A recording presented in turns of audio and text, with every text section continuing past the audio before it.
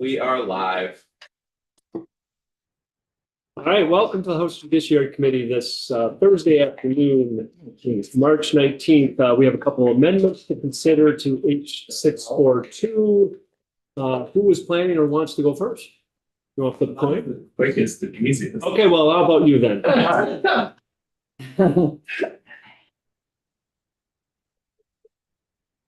This is kind of weird. Thank you for Specifically for my belly. all right, thanks for being here. Identify yourself for the record and introduce the draft number 1.1 H642, Representative Booton, right? Or Correct. Okay. But go ahead, identify yourself for the record and Sure. My name is Michael Booton, representative for Berry City. I am presenting before you a repeal of raise the age. Currently, so in 2018, this body had passed the raise the age bill, which would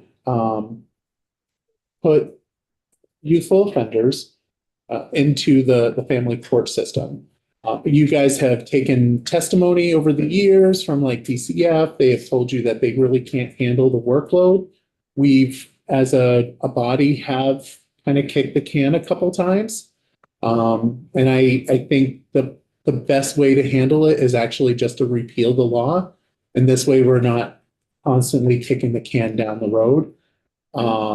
I also personally believe that, you know, I get the 18-year-olds, right? Like 18-year-olds are still in high school. 19, you're an adult. And I do believe that they should be held accountable just like a normal adult would be. And, you know, that's basically my pitch. More than willing to take questions, I think. any questions for the Representative Booton? So I do want to apologize again for the late That's amendment. that happens. You know, it happens. Not an unusual timeline. Right. I understand, but for me, it's an unusual timeline. I like to give you guys, you know, a couple days in advance, but unfortunately it didn't work out this way. So understood.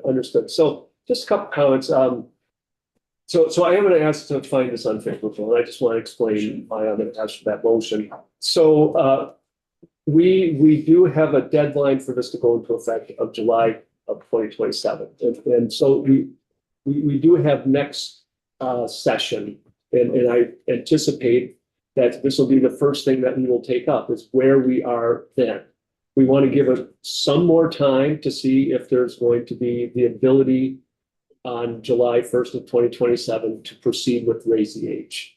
We wanted to give the 2-year time frame when we did pass this last year. And so also I just have to say last year, we took a lot of testimony on this and decided not to repeal it and to give it those 2 years. And I think to actually now go against that deliberative process we had last year and the time that we spent on it, it would do a disservice to the committee's work, I believe. We would need, I think, to revisit and really get into this more deeply than we have time for right now. And I'm, again, less concerned about that because it's not like something's happening this July. It's happening July of 2027. And again, I anticipate we will be digging deeply again into this question of whether to repeal it or to change it possibly in some manner.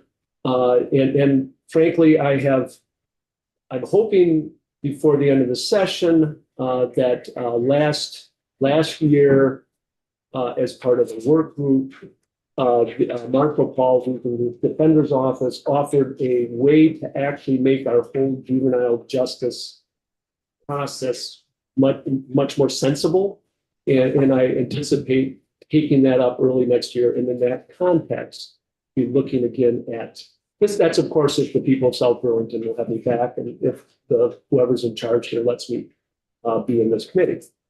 So that's why I'm going to ask. I just wanted to give that small explanation of why I think this isn't the right time on a floor amendment to make this decision. And you know what? I completely understand where you're coming from. That I mean, I could argue, uh, you know, that you did take testimony on it. And I mean, I don't know, I wasn't here for the testimony, full disclosure. I think in general, we probably should be holding adults accountable for the misdeeds that they do. And that is happening, and we have until July 27th to decide if that should change. Yeah, Karen. Yes, and I apologize, because again, we don't have enough time to fully digest it, but I figure I'm going to share the thought anyways. I just reported on 410, which is all about data collection, and I'm not exactly certain how and if it could affect our decision in this, but that if that goes through, we're going to get a lot of really great data back that could inform our decision for the next session. And so I just feel too with that timing that I want to give that space and time for that. So Yeah, and just with that, there's currently the crime research group, from what I understand, is finishing a recidivism study for individuals who are a youth offender, I think 18-year-olds, if I'm not mistaken. So that's going to be data that we're going to have as well to help inform us. Yeah, Angela. And just one also quick thought, since you used the word accountable, and I think that is a really important word, and I just want to, I think it depends what your definition of if you're talking about accountability or punishment and what you think, I think that the process we have for 18, 19, family court process, juvenile probation, in many cases holds folks more accountable than the criminal process from my definition of accountability. So I just want to put that out there, have both ideas on the table. May I respond? I just want you to know that it's not changing what currently is taking place right now. It actually maintains what we have, and it just prevents what's coming down the pike. I don't want you to think that I'm suggesting that we repeal what we do for 18-year-olds. As I stated, there's some of them I was still 18 when I was in high school. And, to me, I feel like that's not bad, right? While they're in high school, I think there's a little bit different kind of context. Of course, that's just my bleeding heart part of me, which I don't have much of, but I just, He has more than most. I do sometimes. It just, for me, I think that, I look at my community and I think that Barry would be supportive of not doing the raise the age, and, but other communities might not, but I have to do what I feel is right. Sorry. Yeah, and it is due to July 1st of 2027. That is not a foregone conclusion. That was to give us more time to really consider this a little bit further and hopefully get some more data and such. So. This is a quick question, I think for Eric, but I think I know the answer. This doesn't sunset, right? If we didn't deal with it, raise the age, it would just go into effect? Correct. Okay. Yeah. So I know you, every year you go through the sunsets to make sure that they're taken up. Right. No, this one, if you do nothing, then July 1st, 2027, the 19-year-olds go in. And that date is very much at top of mind. I know that's coming. It's not going to be missed that we have to deal with this. But we just need, I think, more. I understand. I disagree, obviously, but I appreciate the opportunity to present my case. And even though you're going to make the motion to recommend the motion for the other, I hope that the committee doesn't vote that way. I appreciate that. So I will take a motion to find the amendment draft 1.1 from Representative Booton to H642 unfavorable. So moved. Second. Okay. So just before we vote, just to folks understand, you get 3 days of remote voting days, but that doesn't count for straw polls. So this won't count against either Representative Oliver or Representative Christie's 3 days that they have. So, so all those in favor of finding this unfavorable, meaning that we want the body out there to vote no, can raise your hand or say aye. Aye. Coaches muted. Aye. Okay, and all those opposed, raise your hand and, or say aye, Representative Oliver. I assume that that's what you want to do. You can unmute Raise your hand. or raise it, well, you can't raise, Yeah, you can. You can raise it. Well, you can get back to us on this. It's just a straw poll. Aye, I'm good. Glad you woke up. All right, and we'll. No, it's technical difficulties here. And so, ask Zach. I'll ask that. Yeah, so we'll have that complete. Thank you again for, Thank you, committee. Thank you Thank you. for taking it up. Representative McGuire.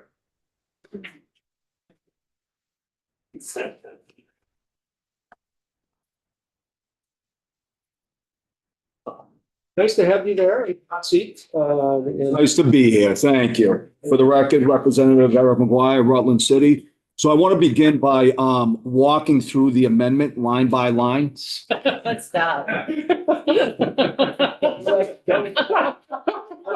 Martini. This- Yes. You might get a unanimous no vote. I could cut it to breakfast. I'm gonna give my 42 questions and answers to them. Let me begin by acknowledging the thoughtful work that has gone into H642. This bill takes meaningful steps to strengthen our youthful offender system, particularly by improving the revocation process under 5285 and ensuring that victims' voices are heard more clearly and consistently under 5288. The committee has worked diligently to address gaps in accountability and to improve transparency in how these cases move through the courts. H642 reflects a sincere and commendable effort to modernize parts of the system that clearly need updating. What this amendment proposes is not a departure from that good work, but rather an enhancement that makes the bill stronger, more coherent, and more effective. And this amendment is this amendment is integrating sections 2 through 9 of H721.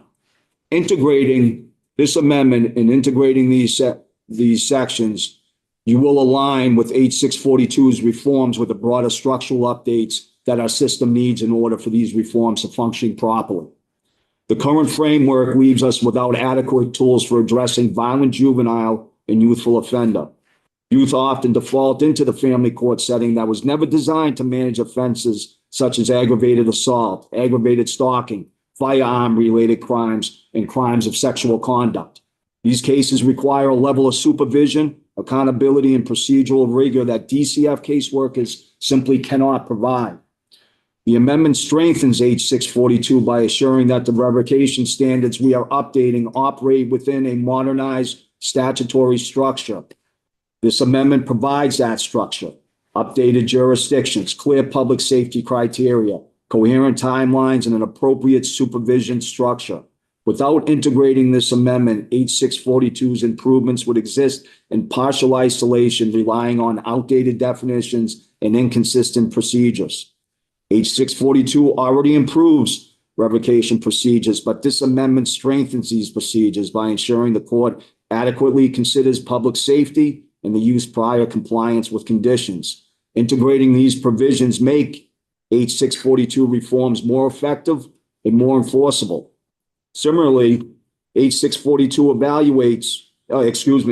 elevates the role of victims in youthful offender proceedings, but this amendment ensures those rights exist within an updated hearing structure, including clarified confidentiality rules, revised access standards, and updated case transfer protocols so that victims can reliably participate without procedural confusion. Currently, youthful offender cases often stretch across months, with many youth ultimately aging out without any meaningful consequences. This defeats the purpose of associating timely consequences with youthful behavior. The amendment enhances H642 by incorporating accelerated timelines and clearer transition points so the process does not lose young people in its delays. Importantly, this amendment incorporates a conditional guilty plea requirement that existed from 2009 to 2019, a tool that helped connect accountability with rehabilitation. H642 does good work to strengthen revocation. This amendment ensures youth enter a system in a way that gives those revocation provisions a meaningful foundation.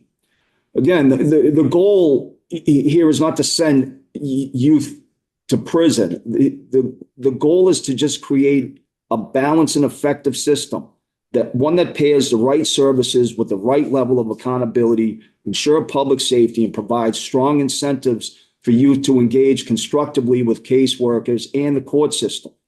The amendment accomplishes that by building on a good work already done in H642, not by replacing it. And, you know, it's my experience also that effective supervision, compassion, accountability, rehabilitation equals opportunity and measurable outcomes. You can't have compassion without accountability. You can have them both. And when you develop policies that may remove some of those elements, it can result in time in some unintended consequences that none of us want to see. You had mentioned accountability is very effective if practiced with all of those other mechanisms in place. I agree. Things at times you can't go so punitive that opportunities to learn don't exist because you've dropped the hammer. But you can't go to side to where there is no opportunity on that end to learn because we don't have the mechanisms in place to give those good, strong rehabilitative services. This amendment strengthens you folks' great work with 642. It's that pragmatic balance that will help keep the system in the direction that it needs to go. And it also recognizes the inefficiencies we have. That does, it is difficult for a case manager or individual supervising youthful offender under these high-risk statuses. That's a whole different element in regards to oversight, and to place that responsibility on a caseload that's also responsible for foster youth or individuals that are unaccompanied youth. It's going to result in some serious unintended consequences. So I believe this amendment is vitally important. It's practical, it's measurable, it's achievable, and again will enhance the great work that this committee has already put into place with 642. Thank you. So thank you, first of all, for bringing this. It is language I'm quite familiar with from City 21, Yeah. and that I looked at when I actually looked for the bill for 642. Even though 642 was before 721, I kind of understood what the language was going to be, because a lot of it, not all of it, matches bill from last year.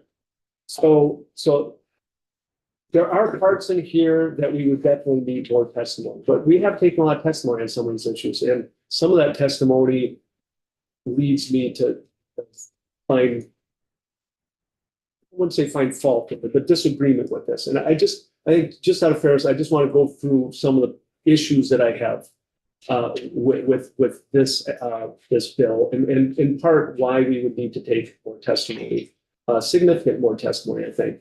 So I'm just looking at page 4, for instance, just walking through it. It's not going to take long. I just want to make a few points. Striking, when we strike that striking subsection B, that's taking away discretion from state's attorneys. Whenever we start messing with state's attorneys' discretion, we really need to look deeper at that. And generally speaking, state's attorneys don't like to have their discretion messed with. Whether we would end up in the end taking away that discretion or not for them to file directly into a family court, yeah. But we would need to understand that a little bit more. I think a potentially fatal flaw of this approach can be found in line 6 on page 4. And this is throughout in different places here as well, conditional plea of guilty. I tried to address that with some different language, and we did have language on the conditional plea of guilty based on that. And the Defender General, I think, had some pretty strong testimony on youthful offender. It explained when they did have that, it used to be that there had to be a conditional plea of guilty. Nobody used youthful offender then.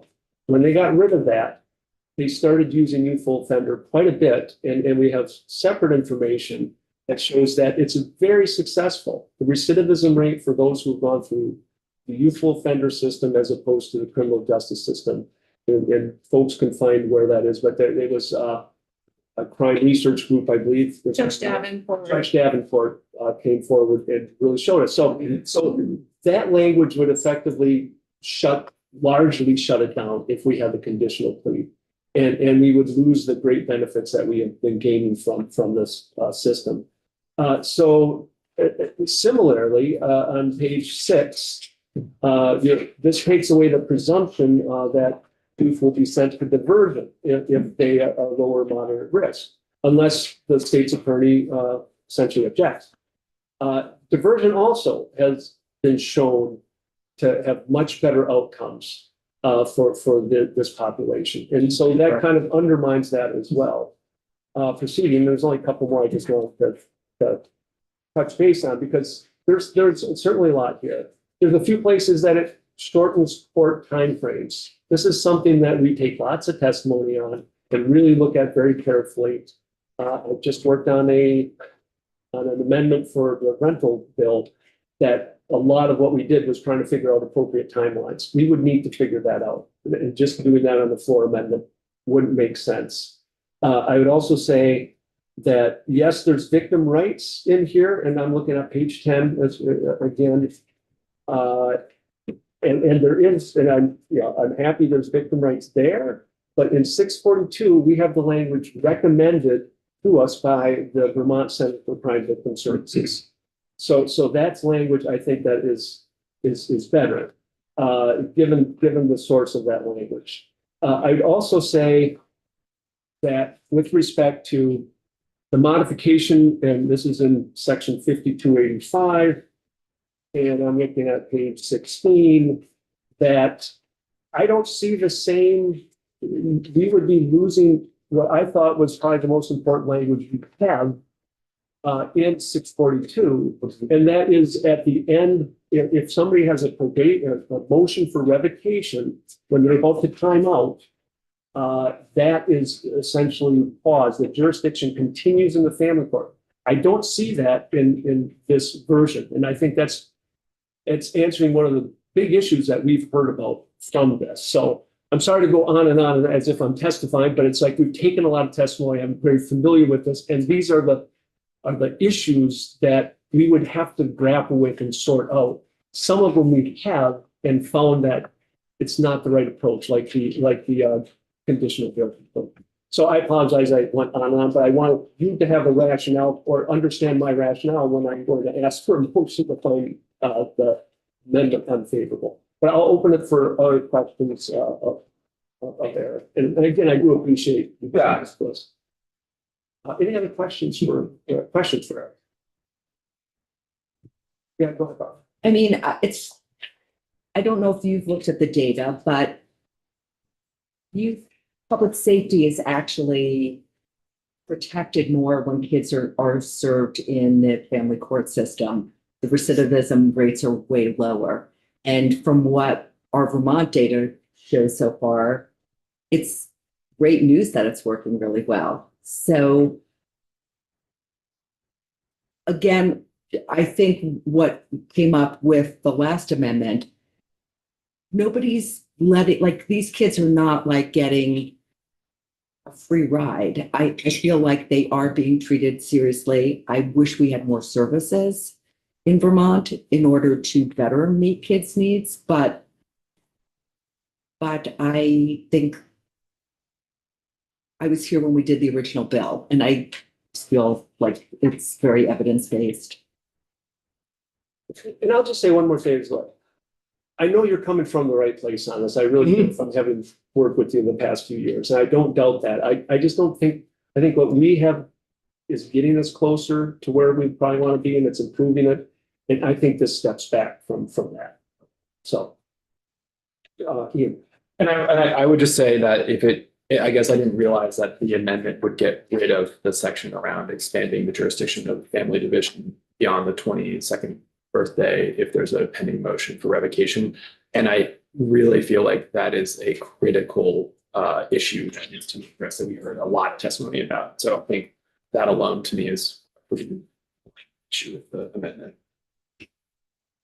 You're welcome to comment. I went on and on. So I'm gonna, I appreciate the feedback and and hearing, and yes, I was once in this field, and there are people in here that know what my position was previously before coming to Vermont. So I am not astute at this time being out of it, and the literature, but it's what literature and what data are you looking at?